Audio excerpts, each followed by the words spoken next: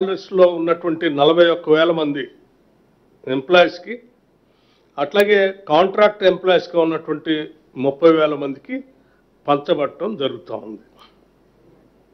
దీనివల్ల సింగరేణి కాలనీస్లో ఉన్నటువంటి ఎంప్లాయీస్కి ఒక్కొక్క ఎంప్లాయీకి 1,95,610 రూపాయలు ఈ సందర్భంగా పండగ సందర్భంగా పంపిణీ చేసే కార్యక్రమాన్ని ప్రకటిస్తూ ఉన్నాం.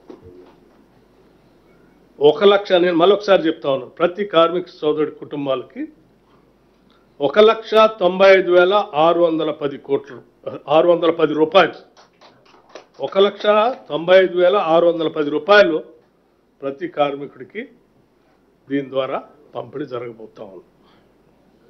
ఇకపోతే 30,000 మంది కాంట్రాక్ట్ వర్కర్స్ ఉన్నారు.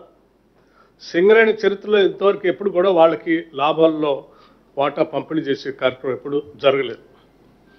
కాంగ్రెస్ ప్రభుత్వం, ఇందిరమ్మ ప్రభుత్వం వచ్చిన తర్వాత గౌరవ ముఖ్యమంత్రి గారు, మంత్రిమండలి మొత్తం కూడా ఒక ఆలోచన చేసింది. కార్మిక సోదరులు కాంట్రాక్ట్ లేబర్ అయినప్పుడు కూడా వాళ్ళకు కూడా ఎంతో కొంత మనం ఈ లాభాల్లో పండుగ సందర్భంగా చేయాలనేటువంటి ఆలోచనతో వాళ్ళకు కూడా ప్రాఫిట్ షేర్ని దాదాపు ప్రతి ఎంప్లాయీకి 5,500 రూపాయల లెక్క 5,500 రూపాయల లెక్క పంపిణీ చేసే కార్యక్రమాన్ని చేస్తూ ఉన్నాం. మొత్తంగా 819 కోట్ల రూపాయలని మొత్తంగా 819 కోట్ల రూపాయలని సింగరేణి కార్మిక సోదరుల కోసం ఈరోజు వాళ్ళకి పండుగ సందర్భంగా ప్రకటన చేస్తూ ఉన్నాం.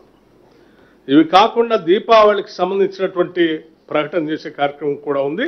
అది కూడా దీపావళి పండుగ సందర్భంగా ఆ పండుగ ముందు దాన్ని కూడా ప్రకటిస్తామని ఇప్పుడే ప్రకటన చేస్తూ ఆ అమౌంట్ ఎంత ఏంటనేది ఆ దీపావళి పండుగ ముందు దాన్ని ప్రకటన చేస్తాం. సో ఇవన్నీ చేస్తూ కార్మిక కుటుంబాలందరికీ ఒకటే విజ్ఞప్తి చేస్తూ ఉన్నాం. సింగరేణి సంస్థ మన తల్లి లాంటిది. ఈ సంస్థని వ్యవస్థని కాపాడుకోవాల్సిన బాధ్యత మనందరిపైన ఉంది. దాన్ని అరచేతిలో పెట్టుకొని మనం ఎంతకాలం కాపాడుకోగలిగితే గుండెలాగా అది మనందరికీ రక్త ప్రసరణ చేసినట్టుగా ఆదాయాన్ని, లాభాలను కూడా పంపిణీ చేస్తుంది. సో దయచేసి కార్మిక సోదరులందరికీ మేము దీని లాభాలు పంచుతూ మీ అందరూ కూడా ఒకటి విజ్ఞప్తి చేస్తున్నాం. సింగరేణి సంస్థను కాపాడుకోవటం కోసం పెద్ద ఎత్తున మీరందరూ కూడా ఆలోచన చేసి భాగస్వాములు కావాలని చెప్పి విజ్ఞప్తి చేస్తూ పండుగ సందర్భంగా దీన్ని ప్రకటిస్తున్నందుకు ప్రభుత్వం తరఫున మాకు అట్లాగే